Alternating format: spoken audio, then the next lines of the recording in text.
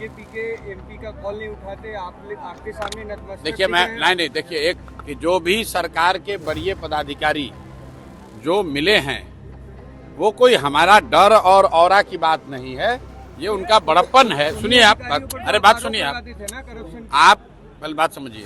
लोग ऐसे दिखा रहे हैं कि भाई प्रशांत किशोर कोई बहुत बड़े आदमी है इसलिए अधिकारी मिल रहा है, ऐसी बात नहीं है। मैं उनका धन्यवाद कर रहा हूं कि जो सीनियर पदाधिकारी हैं उन्होंने समय निकाला, उन्होंने बात, चाहे चीफ सेक्रेटरी के यहाँ जाना हो या थानेदार के यहाँ जाना हो, हमको जाने में कोई दिक्कत नहीं है। बांकीपुर के लोगों का काम होना चाहिए। चीफ सेक्रेटरी के यहाँ जाना पड़ा तो उनसे समय लेकर गए हैं, जरूरत पड़ेगा तो थाना में जाना होगा, थाने में भी जाएंगे, उसके नीचे के भी जो कार्यालय हैं उसमें भी जाएंगे। सर आज ऑफिस का उद्घाटन हुआ है, क्या कुछ कहेंगे सर?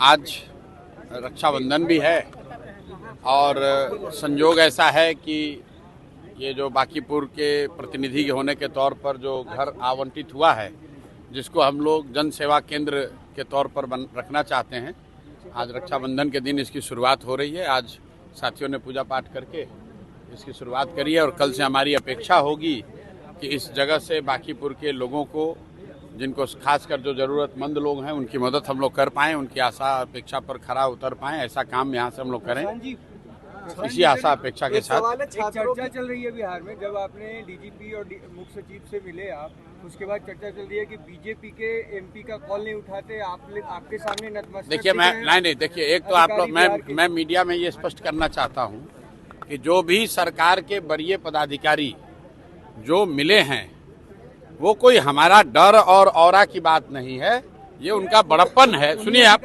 अरे बात सुनिए आप पहले बात समझिए।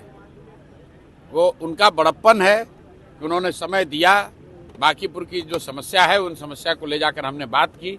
इसको मीडिया वाले लोग, आप लोग ऐसे दिखा रहे हैं कि भाई प्रशांत किशोर कोई बहुत बड़े आदमी है इसलिए अधिकारी मिल रहा है, ऐसी बात नहीं है।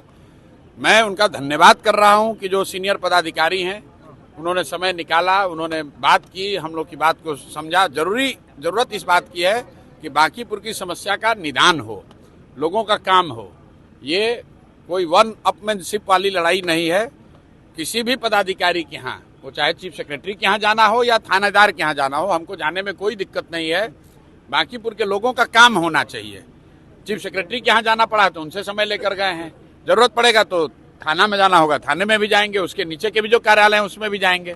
इसमें कोई बड़ा छोटा नहीं है, उन्होंने समय दिया है, इसके लिए मैं उनका धन्यवाद कर रहा हूँ। छात्र प्रदर्शन फिर से करने की आंदोलन पर उतरने वाले छात्रों की कई मांगों, मेरे भाई ऐसा है, छात्रों के आंदोलन को लेकर हमने पहले ही वक्तव्य दिया हुआ है कि जो देश में अभी स्थिति है युवाओं की, जो 3 महत्वपूर्ण समस्या विषय है।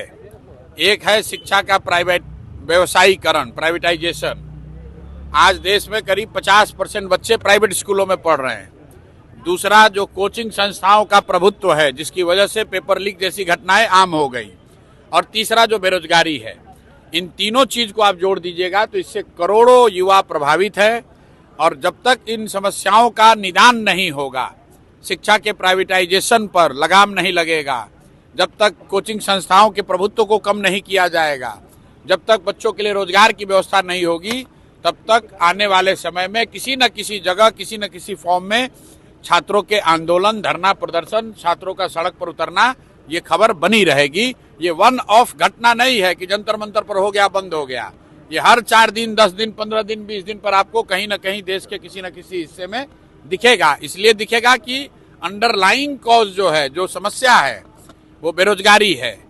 समस्या यह है कि बच्चों के पढ़ाई का प्राइवेटाइजेशन हो गया, इससे खर्च बहुत लग रहा है। और जो पेपर लीक हो रहे हैं, परीक्षाओं में पारदर्शिता नहीं है, उसमें कोचिंग संस्थाओं का हस्तक्षेप हो गया है। इन विषयों को जब तक सरकार नहीं एड्रेस करेगी, तब तक आपको इस तरह के धरना प्रदर्शन, आंदोलन होते दिखते रहेंगे।